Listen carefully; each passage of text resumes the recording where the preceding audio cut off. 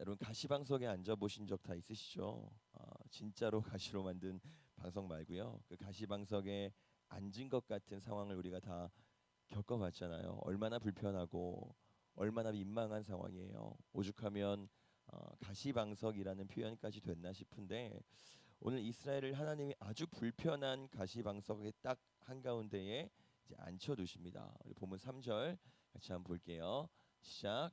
오늘 너는 알라 내 하나님 여호와께서 맹렬한 불과 같이 내 앞에 나아가신즉 여호와께서 그들을 멸하사 내 앞에 엎드러지게 하시리니 여호와께서 내게 말씀하신 것 같이 너는 그들을 쫓아내며 속히 멸할 것이라. 아멘. 이제 이스라엘 백성들이 가나안에 들어가면요, 그들이 오랫동안 벌벌 떨었던 민족들이 있어요. 일곱 족속이 있고 그 중에 대표적으로 아낙 자손을 이제 맞닥뜨리게 될 텐데, 아낙 자손 기억하시죠? 정탐 갔다가 너무나 기골이 장대해서 두려움에 떨어서 우리가 가나안 땅 못 차지할 것 같다 이렇게 말해서 가나안 입성 불가 선언을 당했던 그 계기가 됐던 민족이 아낙 자손이에요. 바로 그들을 맞닥뜨릴 텐데 이제 하나님이 걱정하지 말아라 하시는 겁니다. 내가 맹렬한 불같이 앞서가서 그들을 다 없애버릴게라고 말씀해 주세요. 그러니까 얼마나 든든해요. 지금 2세대 이스라엘은요 트라우마가 있을 거예요. 그들의 엄마 아빠 세대가 왜 가나안에 못 들어갔는지 눈으로 봤고 또 귀로도 들었거든요. 정탐 갔다가 아낙 자손이 무서워서 그렇게 됐다는 걸 알고 있기 때문에 이제 아낙 자손이라고 하면 치를 떨 거라는 거죠. 근데 하나님이 지금 뭐라고 하신다고요? 걱정하지 마라 하시는 겁니다. 내가 맹렬한 불같이 앞서 나아가겠다 하시는데요. 이건 단순히 비유처럼 말씀하신 게 아니에요. 이스라엘 백성들은요, 이 맹렬한 불이 하나님의 맹렬한 불이 얼마나 무서운 불인지 몸으로 겪었기 때문에 정확하게 알고 있습니다. 오늘 본문에도 나오는데요. 모세가 이스라엘 백성들한테 다베라라는 곳에서 너희가 여호와를 거역했다가 심판당했었지 않았냐라고 이야기를 굳이 꺼내요. 그때 받았던 심판이 바로 여호와의 맹렬한 불의 심판이었습니다. 그러니까 지금 이스라엘 백성들이 하나님이 내가 맹렬한 불로 너희 앞에서 싸우겠다 이렇게 말씀하실 때 그 말은요 단순히 상징적인 위로가 아니라 정말로 실질적으로 하나님이 어떻게 행하시겠구나 감이 오는 위로였다라는 거죠. 근데 그리고 나서 또 하시는 말씀이 참 재미있는데요. 우리 5절 앞부분만 같이 한번 보도록 하겠습니다. 시작. 네가 가서 그 땅을 차지함은 내 공의로 말미암음도 아니며 네 마음이 정직함으로 말미암음도 아니요 이 민족들이 악함으로 말미암아 내 하나님 여호와께서 그들을 내 앞에서 쫓아내심이라. 아멘. 지금 하나님이 이스라엘 백성들을 안심시키려고 내가 맹렬한 불로 안악 자손을 멸할 건데 그들이 그래서 멸망당할 건데 이유가 있다. 이유가 뭐냐면 이 민족들이 악하기 때문이다라고 설명해 주세요. 그러니까 이제 가나안을 차지하는 가나안 땅을 얻게 되는 축복을 받을 텐데 그 날이 동시에는 원래 가나안에 살던 그들에게는 심판이 날이 된다는 겁니다. 이스라엘 백성들의 축복의 날이 그들에게는 심판의 날이 될 거라는 거예요. 근데 문제는 그 다음 말인데요. 그들이 심판의 날을 맞이하는 이유를 지금 이렇게 설명해 주세요. 그들이 악하기 때문이다. 이렇게 하나님이 설명해 주세요. 여러분 제가 처음에 왜 이스라엘 백성들이 가시방석에 앉아 있는 것 같다고 말씀드렸는지 이제 이해가 좀 되시죠? 이스라엘 백성들이 마침내 축복을 누리는 그날에 가나안 민족들은 심판을 받을 건데 이유가 뭐냐면 그들이 악해서다라고 하시는 거예요. 그럼 이 말은 엄청난 모순이잖아요. 이스라엘은 선한가요? 이스라엘이 선한 민족이었나요? 이제 오늘 본문 내내 모세가 하는 말이요. 계속 똑같은 말이에요. 너희들은 악하다. 이 말을 반복해서 합니다.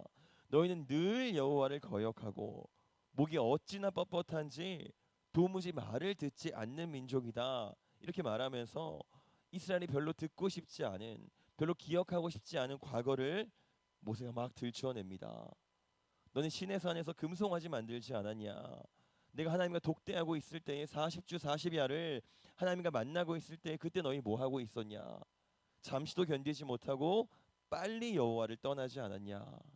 다베라와 마사와 기브롯 핫다와에서도 여호와를 경노케 하지 않았냐? 너희는 그런 민족이다. 너희는 악하고 악한 민족이다. 굉장히 아픈 말을 막 하는데요.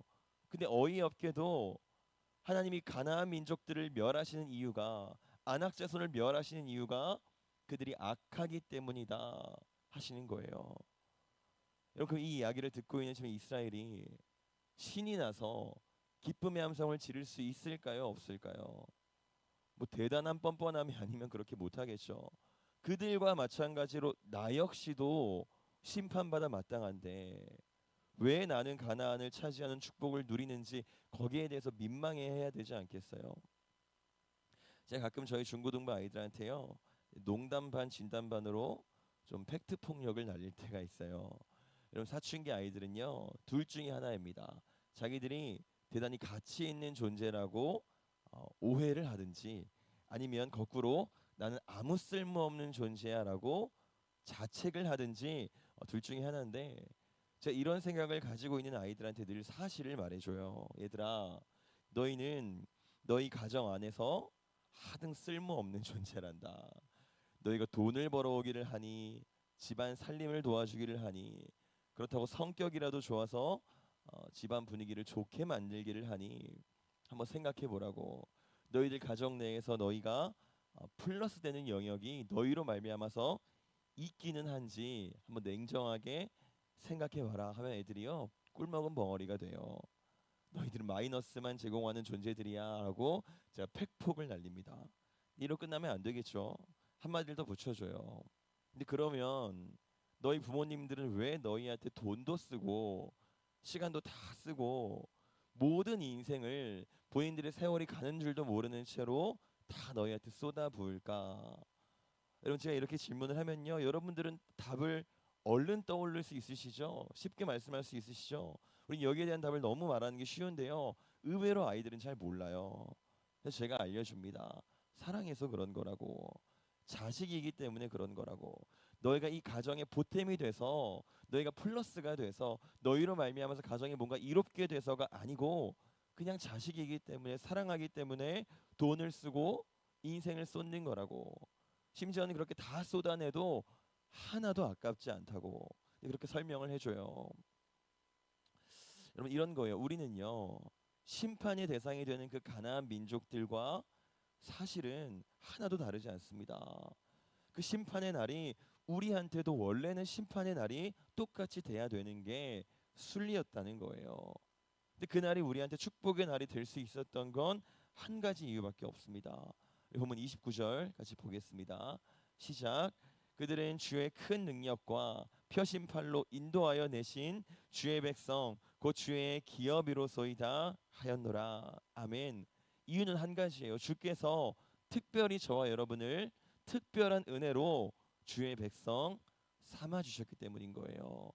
이제 우리가 하나님의 자녀가 됐기 때문에 원래는 심판받아 마땅하지만 당신의 아들까지 보내셔서 사랑받는 대상으로 거듭나게 하셨다는 겁니다. 그러니까 우리는요 늘 그 가시방석에 앉아 있는 그 마음만큼은 기억을 하고 있어야 되는 거예요. 물론 아들까지 보내셔서 당신의 사랑을 확증하셨기 때문에 더 이상 우리가 전전긍긍할 필요는 없습니다. 혹시나 버려지지 않을까? 혹시나 그 구원이 취소되지 않을까?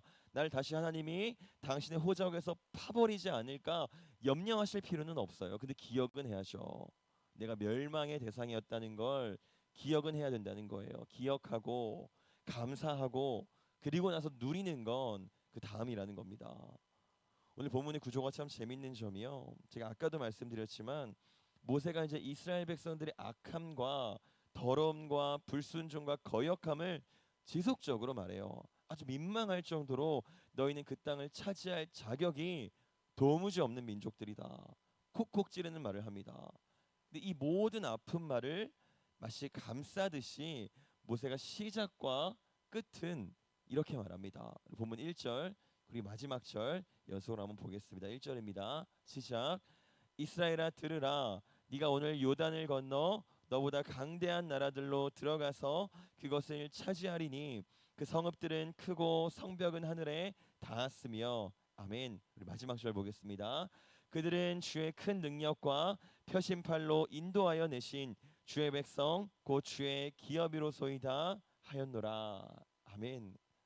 지금 모세가 말을 시작하기 전에요, 이렇게 말하죠. 너희는 가나안 땅을 차지할 거야. 너희는 아름다운 그 땅, 젖과 꿀이 흐르는 땅을 얻게 될 거야. 그 다음 무슨 말을 하냐면 온통 욕만 해요. 불순종의 과거를 다 들추어내고요. 너희는 그 땅에 들어갈 자격이 없다 말합니다. 그리고 또 다 말하고 나서 마지막에 다시 이렇게 말하는 거예요. 너희는 하나님의 백성이고 하나님의 기업이야.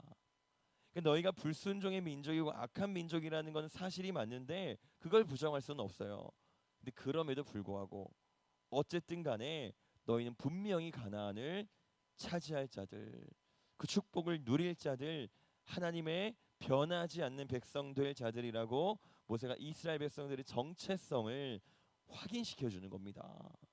여러분, 이게 바로 저와 여러분의 정체성이에요. 우리는요, 심판받아 마땅했다는 사실을 꼭 기억하셔야 됩니다. 지금도 늘 우리의 삶을 바라보면 알잖아요. 불순종하고 목이 뻣뻣해서 주의 말씀을 듣지 않는 그런 존재라는 거 우리가 알고 있잖아요. 그러나 그럼에도 불구하고 하나님은 우리의 어떠함이 아니라 당신의 주권으로 우리를 자녀 삼아 주셨어요. 우리 하나뿐인 아들까지 내어 주시면서 그렇게 하셨다는 겁니다. 그러므로 우린 기억해야 돼요. 그 가시방석의 때를 잊지 않아야 됩니다. 왕의 만세를 부르고 손을 들면서 찬양을 하고 주님을 외치고 복을 구하기 전에, 그것도 너무나 중요하지만 그 전에 그 때를 기억하시면서 깊은 감사와 그럼에도 불구하고 여전한 교만한 나의 모습을 보면서 회개가 늘 먼저 되기를 원합니다. 그러나 또한 자존감도 있어야 되고 자신감도 있어야 되고 자존심도 있어야 돼요. 하나님이 얼마나 뜨거운 열심으로 나를 건져내셨는지 그 사실을 아는 사람처럼 우리가 살아야죠. 그 또한 마음껏 여러분 기뻐하시기를 바랍니다. 우리가 받은 말도 안 되는 은혜를 마음껏 기뻐하셔서 이 은혜를 우리만 기뻐하는 게 아니라 전하기까지 하는 저와 여러분 되기를 소원합니다. 아멘. 기도하겠습니다.